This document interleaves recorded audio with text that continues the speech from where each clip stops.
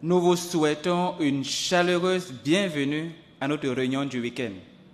Avant d'introduire l'orateur, nous vous invitons à chanter de tout cœur le cantique 42, intitulé « Prière des serviteurs de Dieu », tiré d'Éphésiens chapitre 6, verset 18. Cantique 42.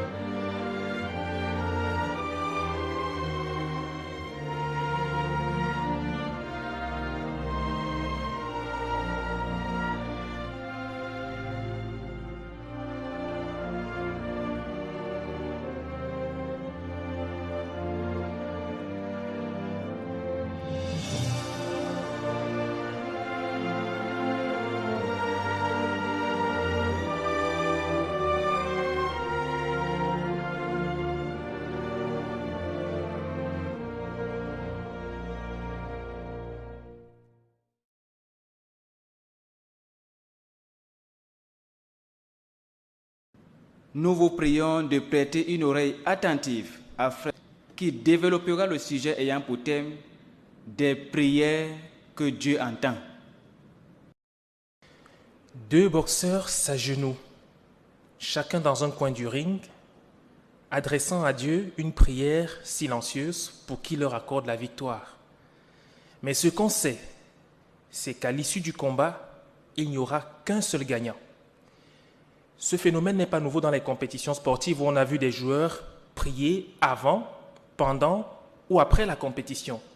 Par exemple, au cours d'un match de finale de football africain, le buteur qui reconnaît avoir donné la victoire à son équipe se souvient avoir prié juste au moment de frapper son tir.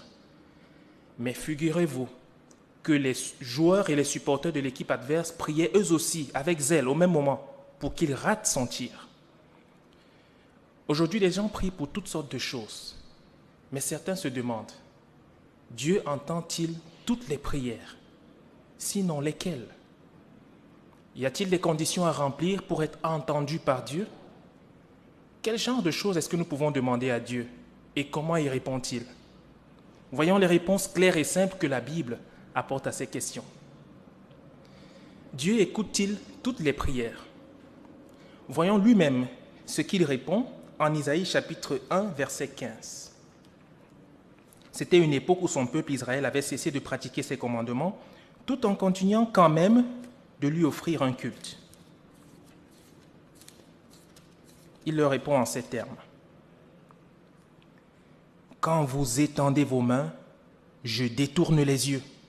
Vous m'offrez beaucoup de prières, mais je n'écoute pas. Vos mains sont pleines de sang.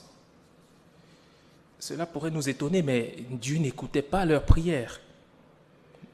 C'est vrai, il faisait des fêtes et offrait des sacrifices, mais tant qu'il n'agissait pas en accord avec les principes de Dieu, c'est en vain qu'il se dépensait en actes religieux. Le message de Dieu était clair. Il n'écoute pas toutes les prières. Mais qu'en est-il de nous aujourd'hui? Y a-t-il des conditions à respecter pour que Dieu nous écoute? Oui, et nous allons en examiner 3 à la lumière de sa parole. Première condition, nous allons la trouver en Actes chapitre 2, verset 21. Il faut invoquer la bonne personne quand on prie. Mais qui est cette personne d'après vous? Est-ce Marie?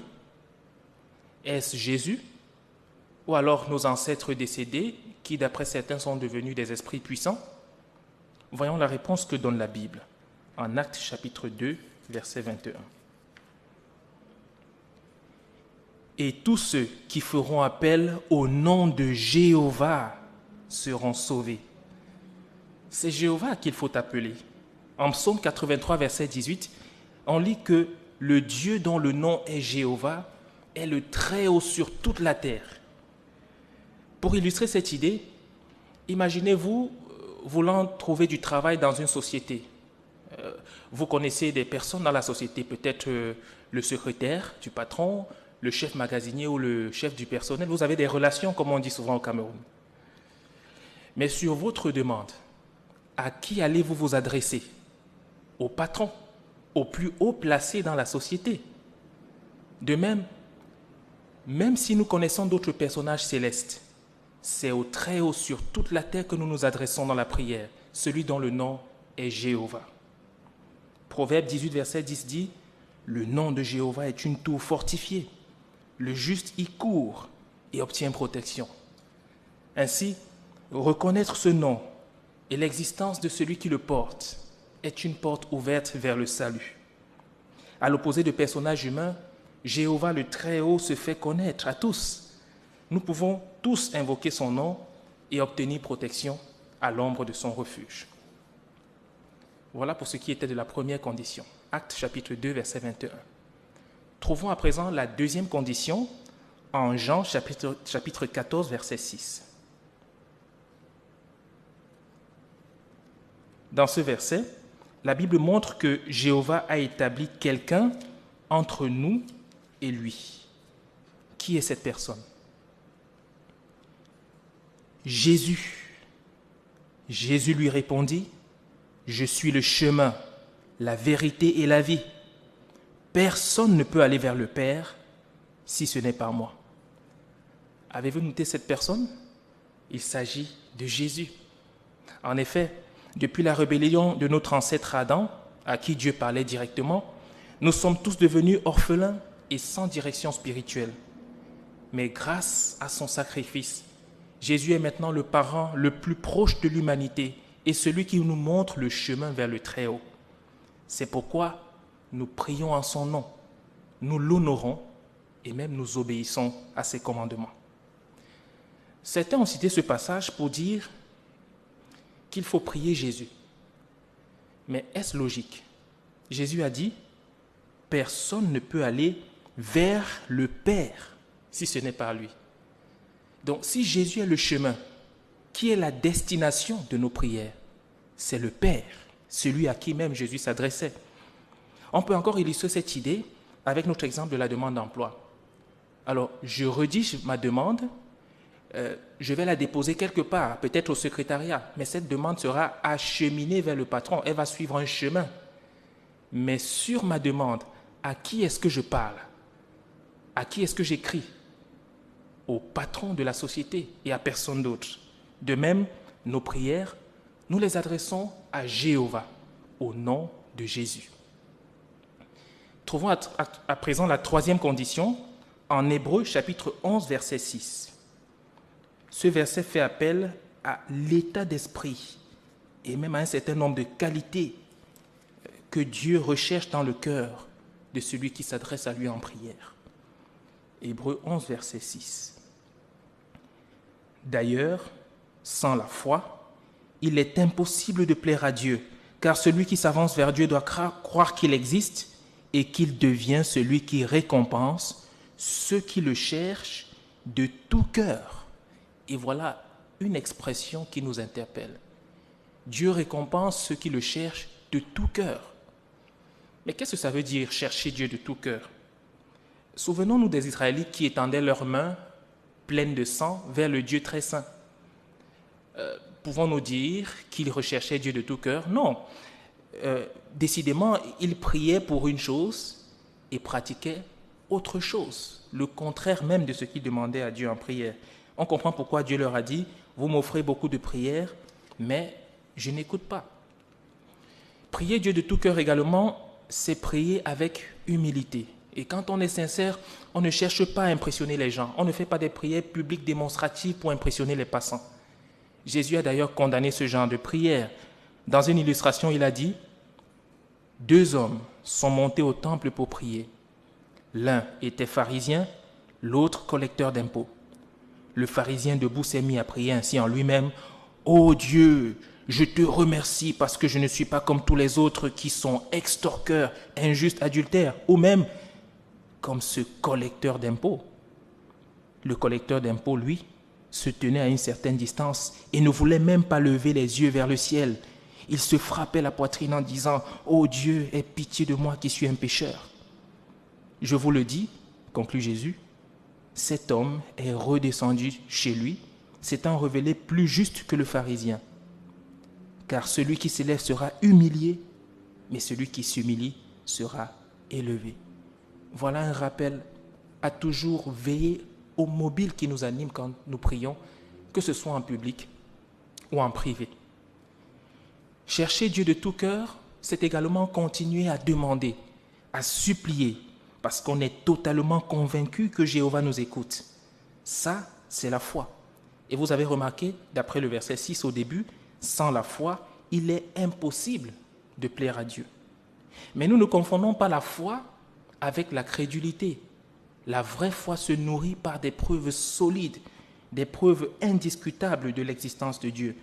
Nous savons qu'il existe, aussi vrai que les ondes ou l'électricité, sans quoi je ne serais pas en train de vous parler sur un écran aujourd'hui. Et comme nous savons que rien ne peut venir de rien, nous sommes convaincus que l'Esprit puissant qui a créé toutes ces choses est capable de se connecter à notre esprit quand nous l'invoquons.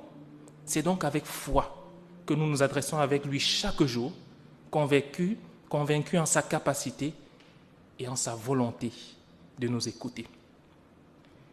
Chercher Dieu de tout cœur également, c'est lui dire ce qu'on a dans le cœur. Pas besoin de dire que réciter des prières imprimées ne nous permet pas de laisser s'exprimer, n'est-ce pas, notre cœur. C'est faire preuve de sincérité que de ne pas agir ainsi. Donc, la troisième condition que nous résume Hébreux chapitre 11, verset 6, qui nous montre que Dieu récompense ceux qui le cherchent de tout cœur, nous avons vu, font appel à un certain nombre de qualités, telles que la foi, l'humilité et la vérité, qui doivent transparaître aux yeux de celui qui lit dans les cœurs au moment où nous prions. Mais, à présent, répondons à une autre question. Pour quel genre de choses est-ce que nous pouvons prier? Quel genre de choses est-ce que nous pouvons demander à Dieu dans la prière, après que nous ayons vu les 3 conditions à remplir pour que Dieu nous écoute? La réponse également, nous la trouvons en 1 Jean chapitre 5, verset 14.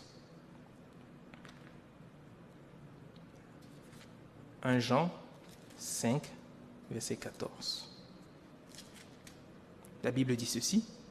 « Et voici de quoi nous pouvons être sûrs au sujet de Dieu. Il nous écoute, quelle que soit la chose que nous demandons, en accord avec sa volonté. » Donc, nous pouvons demander à Jéhovah une infinité de choses, pourvu que ce que nous lui demandions soit en accord avec sa volonté. Et sa volonté, il la révèle par l'intermédiaire de sa parole, la Bible. Nous faisons donc bien de considérer les paroles de ce livre. Elles nous apprennent beaucoup sur les manières d'agir de Jéhovah, sur ce qu'il aime et et sur ce qu'il déteste. Jésus a toujours su ce que Jéhovah voulait, son Père. Il était toujours entendu par Dieu. Mais ceci était dû au fait qu'il avait une profonde connaissance de la volonté de Dieu révélée dans sa parole, la Bible. Examinons d'ailleurs une de ses prières et voyons comment une bonne connaissance de la volonté de Dieu peut modifier l'ordre de priorité de nos demandes à Dieu. Le récit est consigné en Matthieu chapitre 6, verset 9. Jésus se tient devant une grande foule de personnes, chacun avec ses problèmes, un peu comme aujourd'hui. Il y a des malades, des sans-emploi. Le pays est opprimé par des Romains, première puissance militaire de l'époque. Alors, imaginez-vous donc, au milieu de cette foule, chacun avec ses problèmes, et que Jésus vous demande, « Dis-moi 3 choses que je peux demander en ta faveur à mon Père dans la prière. » Quelles seraient vos 3 premières demandes? Peut-être celle qu'on trouve en Matthieu chapitre 6, verset 31. Qu'allons-nous manger? Qu'allons-nous boire? Qu'allons-nous mettre? Ce n'est pas mauvais. Mais lisons Matthieu chapitre 6 maintenant, les versets 9 à 10, et voyons pourquoi les 3 premières demandes de Jésus sont bien différentes de celles-là. Matthieu 6, versets 9 et 10. Vous devez donc prier ainsi. Notre Père qui est dans les cieux, que ton nom soit sanctifié, que ton royaume vienne, que ta volonté se fasse sur la terre comme au ciel. Vous avez remarqué donc que les 3 premières demandes de Jésus ne diffèrent de ce à quoi on pourrait bien s'attendre. Il dit que le nom de Dieu soit sanctifié. D'ailleurs, le nom de Dieu doit être sanctifié. Parce que, posons-nous la question, d'où viennent tous les problèmes de l'humanité? Du premier mensonge. Mensonge à cause duquel le nom de Dieu a été sali. Et Jésus sait que tant que ce nom n'est pas sanctifié, l'humanité ne retrouvera jamais la paix. Jésus sait également que le royaume de Dieu est le seul gouvernement qui mettra fin à tous les problèmes des humains. Jésus le sait. Et imaginez à quoi ressemblera la terre quand la volonté de Dieu sera faite sur la terre comme au ciel. Comparé à ces 3 premières demandes, on comprend que les autres sont secondaires, n'est-ce pas? Elles ne sont que des conséquences de causes encore plus grandes. Nous aussi, nous pouvons imiter Jésus en enrichissant notre connaissance de la vérité renfermée dans la parole de Dieu. Les choses qui se passent autour de nous, dans le monde, ont bien une signification. La Bible nous aide à en discerner le sens et à prier en conséquence. Bien sûr, Jésus nous encourage aussi à prier pour des questions personnelles. Dans la suite du verset, à partir du verset 11, il a mentionné le pardon de nos péchés. Nous pouvons demander aussi à Dieu de nous donner la sagesse et de la force pour résister aux tentations de plus en plus nombreuses aujourd'hui. Nous pouvons le supplier de nous aider à trouver du travail, pas forcément pour devenir riche et écraser les autres, mais certainement pour prendre soin de nous et venir en aide aux pauvres. Nous pouvons également le supplier de nous accorder la santé, et même si nous sommes malades, de nous aider à trouver un bon traitement. Jéhovah est très sensible à ce genre de prière, et même si le paradis promis n'est pas encore là, il peut nous aider de bien de façon. Mais quand nous prions, c'est important de démontrer notre sincérité par des actions concrètes. Rappelons-nous encore des Israélites en Isaïe chapitre 1, verset 15, qui priaient une chose et agissaient exactement le contraire, à l'opposé des normes de Dieu. Donc, Dieu n'écoutait pas parce que leurs actions étaient contraires à leurs demandes. Nous également, lorsque nous prions, il est important d'agir en conséquence et en conformité avec nos prières. Par exemple, si nous demandons à Dieu de nous aider à trouver du travail, nous nous montrons disponibles et disposés à effectuer tout ce qui se présente devant nous, du moment où ce n'est pas contraire aux normes de Dieu. Nous sommes travailleurs et honnêtes pour gagner la confiance de notre patron. Si nous prions Dieu pour la santé, nous faisons de notre mieux pour respecter les mesures d'hygiène, comme en cette époque de pandémie. Nous ne boudons absolument pas les mesures gouvernementales telles que le vaccin anti-Covid ou tous les autres traitements médicaux qui ne s'opposent pas aux normes de Jéhovah. C'est vrai, Jéhovah ne fera pas un miracle pour faire disparaître des maladies avant la venue de son royaume. Mais d'ici là, il répond à nos prières par notre obéissance à ses commandements. D'ailleurs, cette idée nous amène à la dernière question. Comment Jéhovah répond-il à nos prières? Déjà, il le fait par sa parole et sa force agissante qui a inspiré sa rédaction. Psaume 119, verset 105 dit « Ta parole est une lampe pour mon pied et une lumière pour mon sentier. » En lisant la Bible chaque jour, nous aurons toujours la direction dont nous avons besoin pour prendre de petites ou de grandes décisions. Jéhovah utilise également de milliers d'anges puissants pour exaucer nos prières. Psaume 34, verset 7 dit « L'ange de Jéhovah campe autour de ceux qui le craignent et il les délivre. » Jéhovah peut également agir sur nos semblables ou sur nos proches pour répondre à nos prières au bon moment. Mais parfois, sa réponse est non. Est-ce votre cas en ce moment? Alors, souvenons-nous de Jésus. La dernière nuit de sa vie sur la terre, il a prié le Père pour qu'une situation lui soit épargnée sur la manière dont il allait mourir. Mais elle ne lui a pas été épargnée. C'était difficile, mais Jéhovah a envoyé son ange pour le fortifier. Et Jésus a pu endurer cette épreuve. 3 jours plus tard, il a été ressuscité. Il a reçu l'immortalité et l'incorruptibilité. Il a reçu un nom au-dessus de tous les autres. Et aujourd'hui, il règne avec puissance en tant que grand prêtre souverain et roi du royaume de Dieu. Donc c'est vrai, Jéhovah peut dire non, mais c'est toujours dans notre intérêt, car c'est lui le Père après tout. Il connaît mieux que nous-mêmes le bon moment et la bonne manière de répondre à nos prières. Tout au long de ce discours, nous avons vu que Jéhovah, c'est vrai, n'écoute pas toutes les prières, mais il n'écoute que les prières qui lui sont adressées, au nom de son Fils Jésus et avec de mobiles sincères et purs.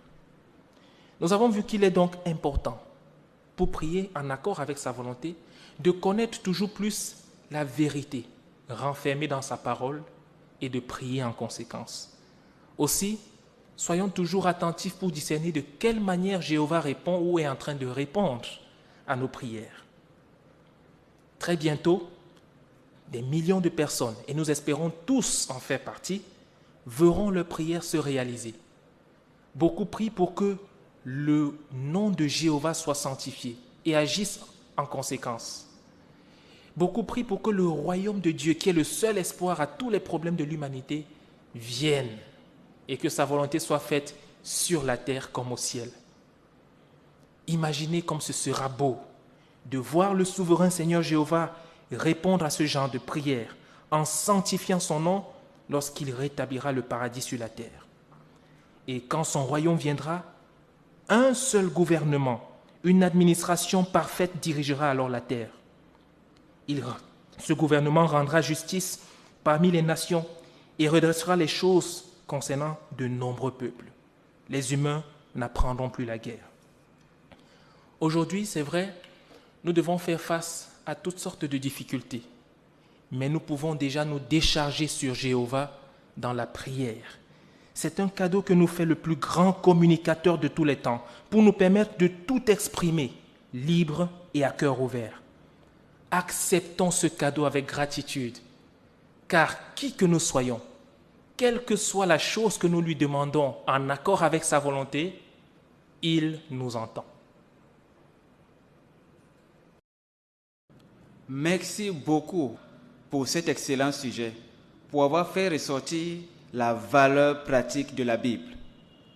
Maintenant, nous invitons Frère Marc pour l'examen de l'article d'étude de la Tour de Garde de cette semaine. Bonsoir, chers frères et sœurs. Nous sommes très contents d'être ensemble ce soir pour notre étude de la Tour de Garde. Nous voulons vraiment profiter d'un excellent Tour de Garde ce soir. Mais pour commencer, nous voulons inviter à chacun de nous de chanter ensemble le cantique numéro 3 avec le thème « Ma force, mon espérance, mon assurance ». C'est le cantique numéro 3.